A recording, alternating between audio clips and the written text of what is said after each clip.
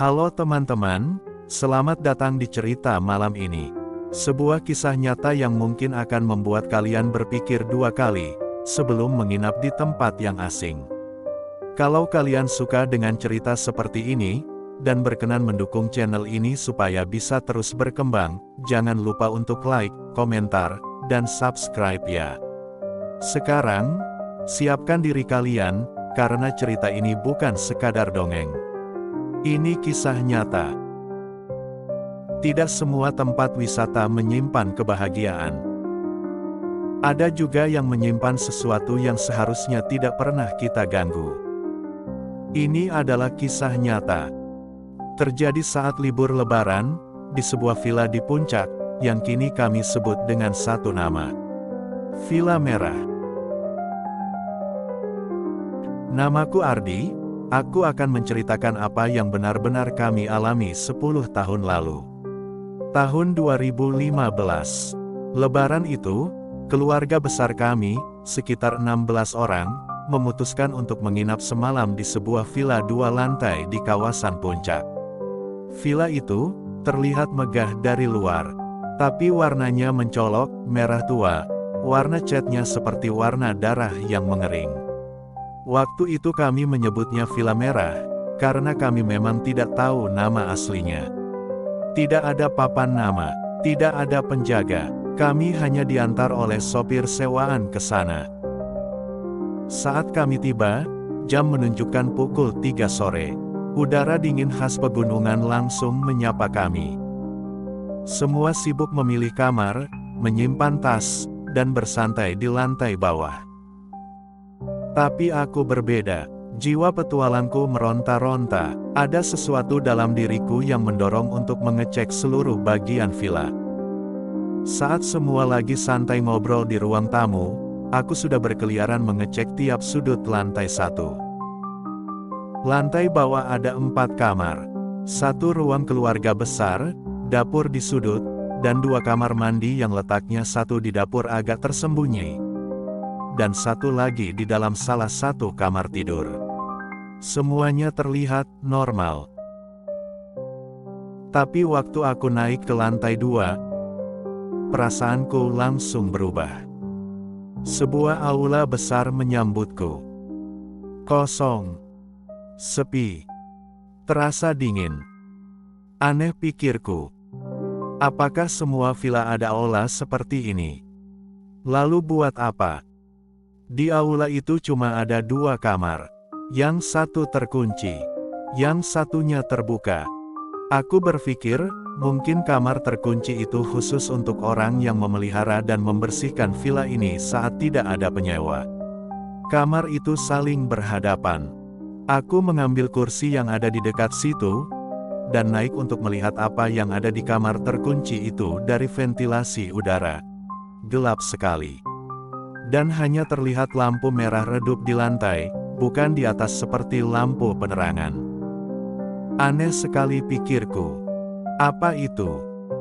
Hanya sinar itu yang aku lihat, lainnya sangat gelap. Aku nggak bisa melihat apapun selain itu. Lalu aku turun dari kursi dan aku masuk ke kamar satunya yang terbuka. Dan yang pertama aku lihat adalah sebuah spring bed besar, tanpa ranjang, langsung diletakkan di lantai. Tepat di bawah jendela besar yang menghadap keluar. Lemari tua berdiri di sudut kamar. Dan di luar jendela, di atas tritisannya, ada 3 lilin bekas. Seperti baru digunakan. Lilin itu kecil, berwarna putih, tapi sudah meleleh. Tinggal sisa-sisanya saja. Aku berpikir, apa-apaan ini? Siapa yang taruh lilin di sini? Terus buat apa? Lantai 2 banyak membuatku penasaran. Gak lumrah. Di balik perasaan penasaranku entah kenapa, aku merasa nyaman di kamar itu. Padahal hawa dinginnya berbeda. Dingin yang menusuk, tapi bikin ngantuk. Aku rebahan di atas spring bed itu, karena lelah selama perjalanan dari Jakarta ke Puncak yang begitu macet dan panas. Dan aku ketiduran. Sekitar jam setengah 6 sore, aku dibangunkan oleh Nia sepupuku. Katanya, Kami mau berenang di kolam belakang villa nanti malam. Saat itu semua masih terasa biasa. Tapi yang tidak biasa adalah cara Nia melihat ke jendela kamar itu sebelum keluar. Matanya seperti curiga terhadap sesuatu. Tapi dia diam saja, hanya mengerutkan dahi. Sekitar pukul 6.30 malam, kami semua berkumpul di kolam renang kecil di samping villa. Tertawa, bercanda, makan mie instan rame-rame. Tapi, suasana tiba-tiba berubah. Nia tiba-tiba menangis. Tidak ada yang menyenggol, tidak ada yang menggoda. Tiba-tiba saja, dia menunduk dengan muka ketakutan, lalu meneteskan air mata. Kakaknya langsung memeluknya dan bertanya, "Ada apa?" Dengan suara pelan, nyaris tidak terdengar, Nia berbisik, dan aku sempat mendengar karena posisiku duduk paling dekat dengan mereka. Di atas pohon kelengkeng itu, ada nenek-nenek gelantungan kak. Sekilas aku merinding. Aku ikut melihat ke arah pohon kelengkeng besar yang tumbuh di dalam pagar villa dekat kolam renang. Tapi tak ada apa-apa. Pohon itu rindang dan gelap. Tidak ada lampu di sana. Aku kembali masuk ke kolam dan berenang, sembari sesekali melihat ke pohon kelengkeng itu. Tetap tidak ada apa-apa. Sebenarnya, ada apa dengan Nia, pikirku. Gak biasanya dia seperti itu. Setelah berenang sebentar, kami makan malam. Jam menunjukkan waktu pukul 7.58 malam. Hampir semua anggota keluarga kumpul di ruang tamu. Bude dan pamanku sebagian minta tolong titip mencuci piring. Aku membawa 5 piring yang harus kucuci dan menuju dapur. Dapur berada tepat di samping ruang keluarga. Dapurnya lumayan luas. Meja dapur dari semen, berbentuk L, ada wastafel di tengah. Di sisi belakang wastafel ada satu kamar mandi, gelap dengan jendela besar tepat di sampingku. Yang aku nggak suka, kenapa lampu di dapur menggunakan lampu kuning yang redup. Mungkin hanya 10 watt, jadi kurang nyaman untuk kegiatan mencuci piring atau memasak. Saat aku mencuci piring pertama, aku mendengar suara keran terbuka dari arah kamar mandi di depanku yang menempel langsung dengan wastafel. Dibuka. Ditutup. Dibuka lagi, lalu ditutup lagi. Dan berulang-ulang. Aku kira, ada orang di kamar mandi. Tapi saat kulihat, pintu kamar mandi tertutup dan lampunya mati. Aku buka pintunya, tetapi gelap. Lampu dapur pun tidak mengarah ke situ.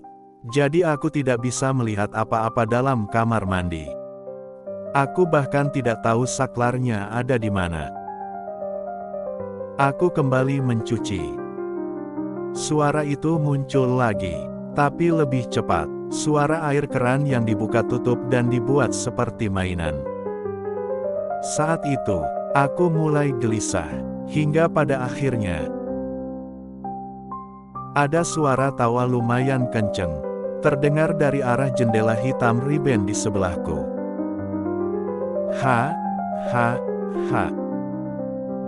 Suara tawa pria, tawa pelan dengan tempo lambat, patah-patah yang aneh sekali. Aku nggak pernah mendengar suara tawa seperti itu, bahkan di film horor manapun, sangat tidak manusiawi sekali. Lebih seperti tawa robot yang datar, dengan tempo lambat seakan kehabisan baterai. Spontan membuat sekujur tubuhku merasakan tanda bahaya. Aku langsung tinggalkan piring, lari ke ruang tamu, muka pucat, tangan dingin. Aku bercerita ke semua orang, tetapi mereka menertawaiku, kecuali ibuku. Karena sejak kecil, aku memang tidak pernah terbawa suasana gelap, atau takut dengan hal-hal seperti itu. Karena dari sudut pandangku, aku percaya semua itu ada. Hanya saja, aku tidak bisa dengar atau lihat karena beda dunia.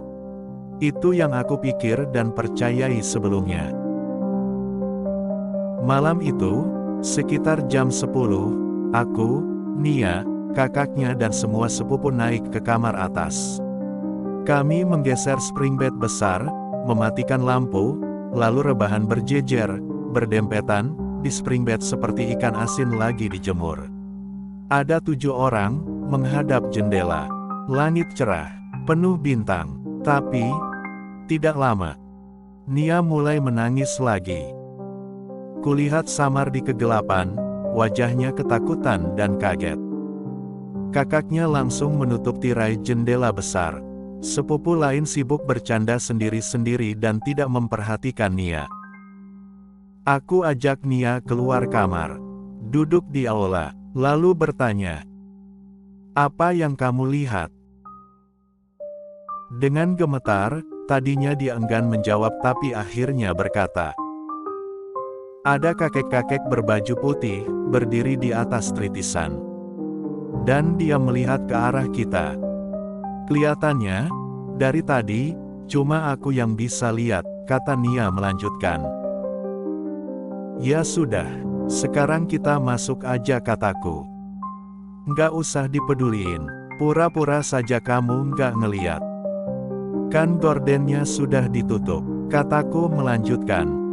Tadinya dia enggan, tapi akhirnya mau. Toh di situ kami rame-rame. Cerita itu cepat menyebar, dan jadi bahan pembicaraan para orang tua kami. Dan membuat kami semua ketakutan, sehingga kemana-mana harus ada yang menemani. Entah jam berapa kami baru bisa tidur, yang pasti di atas jam 1 dini hari. Keesokan paginya, sekitar jam 7 pagi, aku dibangunin kakaknya Nia. Dia seperti panik, dan menunjukkan sesuatu.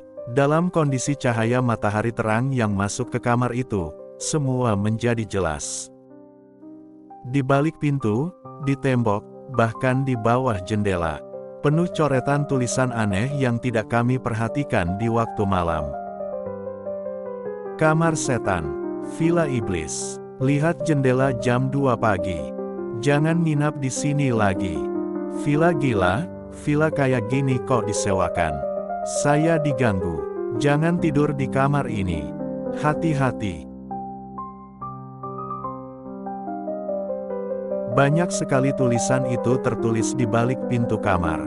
Ada juga tulisan panjang, seperti curhatan seseorang di balik pintu lemari yang diganggu di kamar itu. Tertulis pakai spidol, ballpoint, bahkan ada yang menggunakan seperti pisau kecil untuk menulis di dinding. Semuanya seperti peringatan dari orang-orang sebelumnya yang pernah memasuki kamar itu. Spontan bulu kuduku merinding. Ternyata kejadian malam di Wastafel memang benar. Bukan hanya imajinasiku saja. Sejak saat itu, aku mulai percaya. Aku juga bisa diganggu makhluk tak kasat mata. Sebelum kami pulang, Paman memanggil kami ke dapur. Dia tunjukkan sesuatu. Di bawah wastafel, tersembunyi 3 sesajen. Buah-buahan. Sebagian mulai membusuk, diletakkan di pojok kiri, kanan, dan tengah. Aku kaget. Gila, parah sih ini, gumamku. Dan yang paling aneh, kami baru sadar, jendela riben besar di dapur itu, menghadap ke tembok. Dan lagi-lagi kami tidak bisa melihat di malam hari, karena pencahayaan kurang. Terus apa fungsi jendela itu, pikirku. Tidak ada halaman, tidak ada celah, tidak ada jalan. Lalu, suara tawa semalam, datang dari mana? Tembok itu bangunan baru atau untuk menutupi sesuatu? Sampai hari ini, semua masih misteri. Villa itu sebenarnya apa? Kenapa ada coretan peringatan di dinding? Kenapa di dapur ada sesajen tersembunyi? Dan suara tawa yang aku dengar, datang dari arah jendela yang ternyata menghadap tembok. Apa yang sebenarnya terjadi di villa ini? Kalau kalian punya teori, atau mungkin pernah mengalami hal yang mirip, tolong tulis di kolom komentar. Aku benar-benar penasaran, dan sampai sekarang, tidak pernah lagi berani kembali ke tempat itu. Apakah menurut kalian villa itu bekas tempat pemujaan, atau ritual pesugihan, atau sesuatu yang lebih gelap lagi? Silakan tulis pendapat kalian. Dan kalau kalian suka cerita ini, jangan lupa untuk like dan subscribe supaya aku bisa terus berbagi kisah-kisah nyata lainnya. Sampai jumpa di cerita selanjutnya. Dan ingat, kadang tempat yang terlihat tenang di luar menyimpan sesuatu yang tidak akan pernah bisa kamu mengerti.